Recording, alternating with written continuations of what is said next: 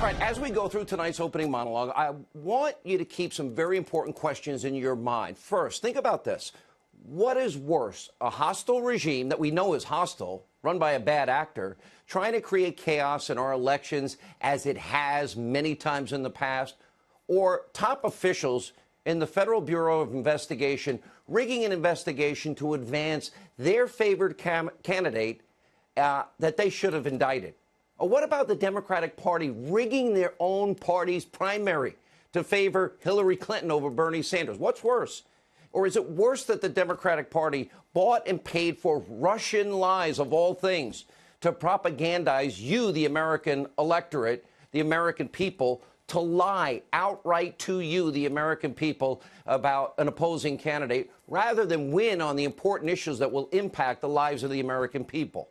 Or is it worse that the Democrats, the DNC, and Hillary Clinton, that they actually bought and paid for what turned out to be Russian lies presented as the bulk of information to secure a FISA warrant on an American citizen associated with an opposition party in a presidential election year so they could spy on that party, and a warrant based on Russian paid-for lies? Or is it worse the Democratic Party bought and paid for those Russian lies they were never verified and yet regurgitated by the self-righteous, sanctimonious, delusional media in this country that exalts itself as something they are not, as they claim to be unbiased and fair when they're nothing but the cheerleaders and crusaders for all things that only matter to the Democratic Party and liberal causes? And ask yourself, what's the worst thing that happened in Helsinki yesterday? That the president began a conversation with the second largest nuclear power in the world about, let's see, nuclear proliferation, radical Islamic terrorism, innocent people slaughtered daily in Syria, the ongoing civil war, Iranian aggression. Oh, and by the way, where is the DNC server? Where is that server that the FBI didn't look at? Where are those 33,000 deleted emails on yoga, a wedding, a funeral? Where are they? Now, the media, they wanted what? They wanted Obama-like promises to Vladimir that he'll show more flexibility from Trump to Putin. And of course, President Trump has long stated that good international relationships with our friends and our geopolitical foes is a very good thing for everybody. Simple truth. Now, this is especially true when nuclear weapons are in play.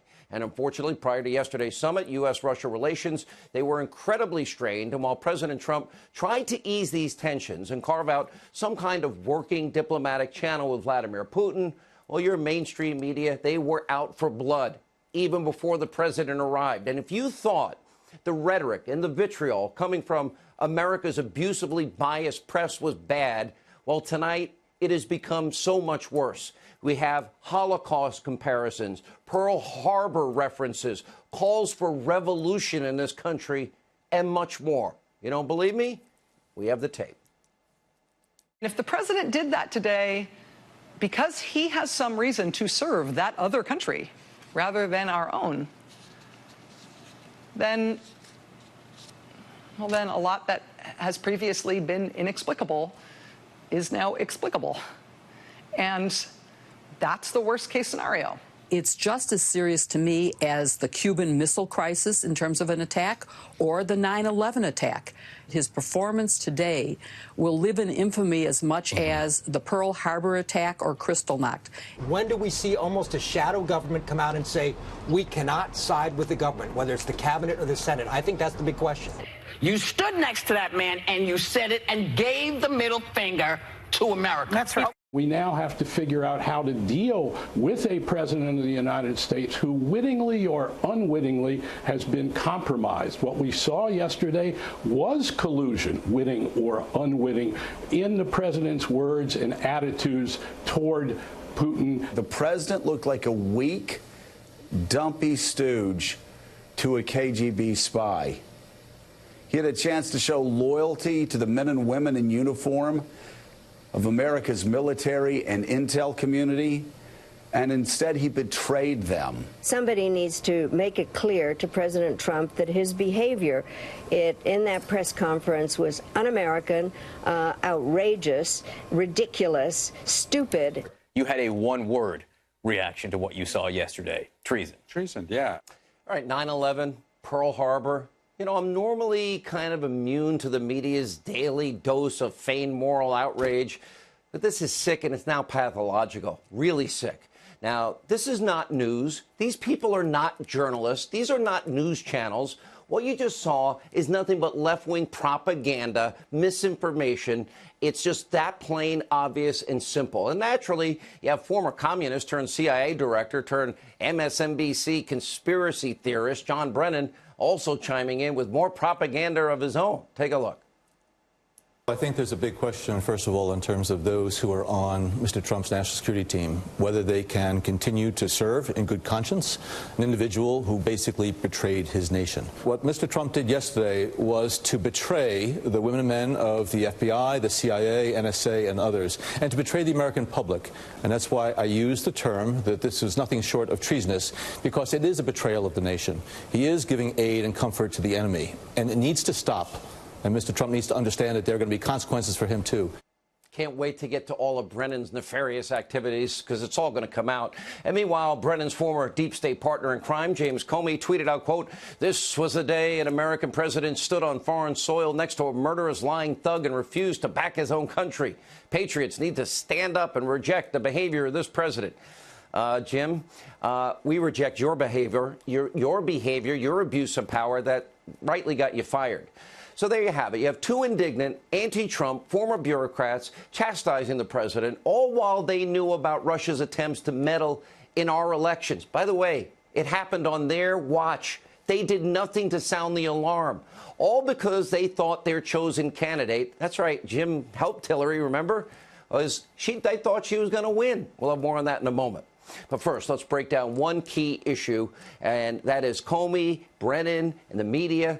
They're losing it. Absolutely lost their minds. The topic of Russian-sponsored election hacking. Well, today President Trump clarified his remarks from the summit, made it perfectly clear that he trusts our intel agencies, not the ones that worked before, and their reports on Russian election meddling. And by the way, I have the proof. I'll show you in a second. Take a look. I have full faith and support for America's great intelligence agencies, always had. And I have felt very strongly that while Russia's actions had no impact at all on the outcome of the election, let me be totally clear in saying that, and I've said this many times, I accept our intelligence community's conclusion that Russia's meddling in the 2016 election took place. Could be other people also. Now, in case the left forgot, what you just saw from President Trump is a position that he has clearly articulated over and over and over and over again. And if your media had any honesty in them, they would remind you, they would do their job, but as usual, will do their job for them. So here's the president having said it this many times and more. Take a look. As far as hacking, I think it was Russia, but I think we also get hacked by other countries and other people. And I can say that, you know, when we lost 22 million names and everything else that was hacked recently, they didn't make a big deal out of that. That was something that was extraordinary. That was probably China. We have much hacking going on. Well, I think it was Russia, and I think it could have been other people in other countries. Could have been a lot of people interfered. I think it was Russia, but I think it was probably other people and or countries. It was Russia, and I think it was probably others also. Well, the Russians had no impact on our votes whatsoever, but certainly there was meddling, and probably there was meddling from other countries and maybe other individuals. So your media didn't believe them, but he had said it over and over and over and over and over again. We all know that Russians have been meddling in our elections. We know that Russia is a hostile regime. We all know that Putin is a bad actor. And today, now that Trump is the president, all of a sudden the left seems to care. Now, let's just slow down for a moment and let's discuss this blatant hypocrisy, because in 2008, there was Russian hacking into the McCain campaign and the Obama campaign, but at the time, it garnered very little attention. And in 2012, as President Obama gearing up for his big re-election bid, remember he was overheard on a hot mic telling then Russian President Medvedev that he'd have more flexibility. Don't tell the American people, we'll have more flexibility after the election. Sounds like collusion. This is my last election. Yeah. After my election, I have more flexibility. Yeah. I understand. I transmit this information to Vladimir. Now, of course, following that incident, there was no outrage from the left in this country, no hysteria. Virtually no one in the mainstream media accused Obama of being Vladimir Putin's puppet, in that case, puppet. Anyway, months later, during a presidential debate, Barack Obama ridiculed Mitt Romney's warning about the Russia threat. Romney was right. Take a look. Governor Romney, I'm glad that you recognize that al-Qaeda is a threat, because a few months ago, when you were asked what's the biggest geopolitical threat facing America, you said Russia. Not al-Qaeda, you said Russia. In the 1980s are now calling to ask for their foreign policy back because, the Cold War has been over for 20 years. No, of course, he thought global warming was the big geopolitical threat. And again, the mainstream media, they barely yawn. Remember in 2014, House Intel Committee Chairman Devin Nunes, he sounded the alarm about Russia's malicious intentions to cause chaos around the world and the 2016 elections here in America. Throughout his presidency, Obama warned by our own intel services about Russia meddling. He did nothing. 2016, there's Obama, 8 years of weakness, telling Donald Trump to quit whining that a U.S. election, no serious person thought it could possibly be rigged in any way. Stop whining. Take a look. There is no serious person out there who would suggest somehow that you could even rig America's elections, in part because they're so decentralized and the numbers of votes involved. There's no evidence that that has happened in the past or that there are instances in which that will happen this time. And so I'd advise Mr. Trump to stop whining and go try to make his case to get votes. Okay, it did happen in the past, and it did happen in spite of him saying it couldn't happen. And by the way, Obama knew there was Russian meddling, and he did nothing, and he told us it couldn't happen.